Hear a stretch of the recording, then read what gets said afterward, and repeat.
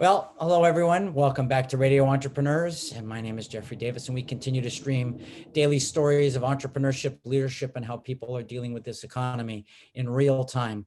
And our next guest is Diana Perkins, founder of IncluDesign.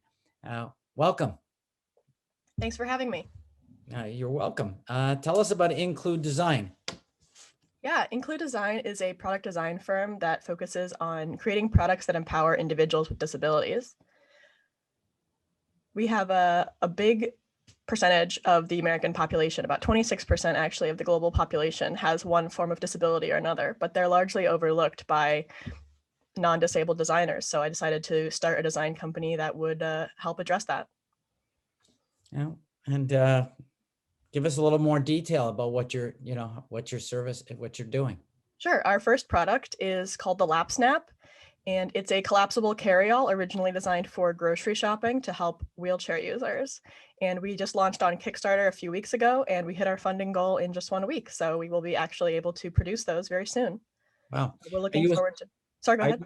Are you associated with any, I don't like to call accelerator. I don't like to call them incubator, accelerators or school?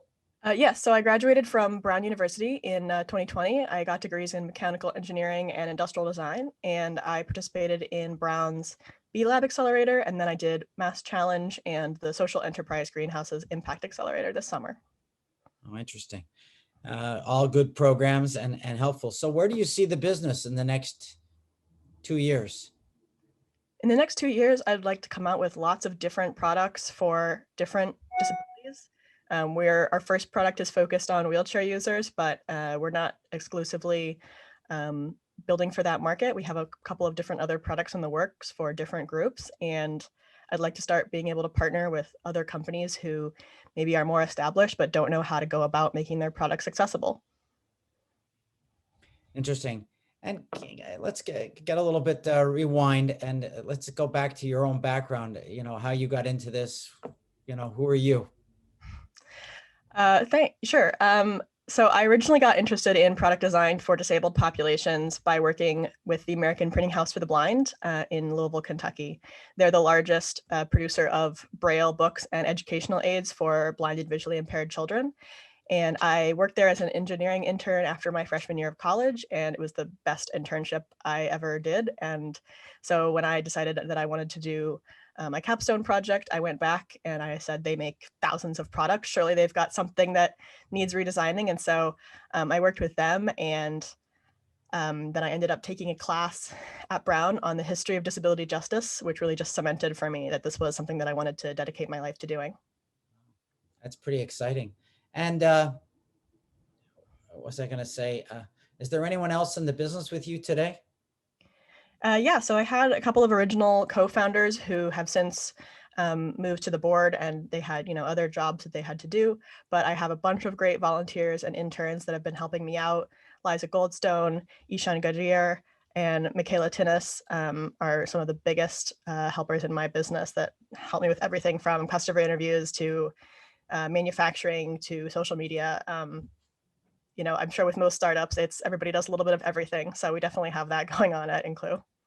Well, you mentioned Kickstarter, and I'm just wondering, in terms of funding, I assume you're not self-sufficient at this particular point of time. How are you also funding the business right now? It's been bootstrapped until this point. So we've won pitch competitions and grants, stuff like that, mostly, just a little bit at a time. And this is the first time that we've really gotten, a big chunk of change, or what to me feels like a big chunk of change. I guess to a lot of people that you have on your show, probably $10,000 isn't a lot. But it's enough for us to produce the first run of our product. So I'm really, really happy with how well it's been received. And who are you going to try to sell it to? Mostly direct to consumer. We're also going to have a soft order for this organization called Bridges, which has a store in New York, which has products by and for people with disabilities. And we're hoping to also partner with some other organizations to get them out to people like physical therapists, nursing homes, etc. And how are you going to do that? You say selling direct. Are you using sales reps? Are you doing it via internet? How are you doing that exactly? Yeah, they're going to be available directly on our website, which is thelapsnap.com. And after the Kickstarter, they'll be available there. So if you want to get one, you can check it out. That's very interesting. We've been speaking with Diana Perkins, a founder of IncluDesign, and I'm just wondering, give us an idea of some of the other products that you could be developing in the future. Yeah, so the next steps are pretty simple. We're going to make a smaller version of the lap snap for children, and one that is similar with slightly different dimensions and features for those who use a walker instead of a wheelchair. That's a much larger market. And then later than that, things that aren't quite in the works yet, we have some interesting products to do with migraine light sensitivity. And we also have an idea for, are you familiar with a grabber or a reacher? Have it as a clamp, or you have squeeze handles on one end, and you clamp on the other end. So those are really difficult for people who have limited hand mobility or are quadriplegic to use. And so we're working on how can we make one either electronically or hydraulically, or et cetera, so that people who don't have the ability to do that squeezing motion can use a grabber to reach things on the floor or higher shelves. Diana, it's great that you've connected with Radio Entrepreneurs. We hope you stay in our network. If someone's looking for you, wants to help you in any way that you're looking for, how would they find you? Yeah, they can email us at thelapsnap@gmail.com or check out our website, thelapsnap.com. We're also on Instagram or Facebook as @include.design. Great. I want to thank you for being on Radio Entrepreneurs today, and I look forward to hearing about your progress as we go through the year. Thanks so much. It's been great to be here. Thank you.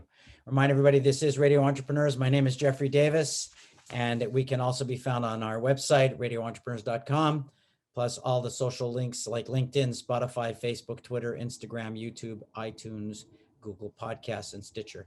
We're going to take a break. We'll be right back after this short break.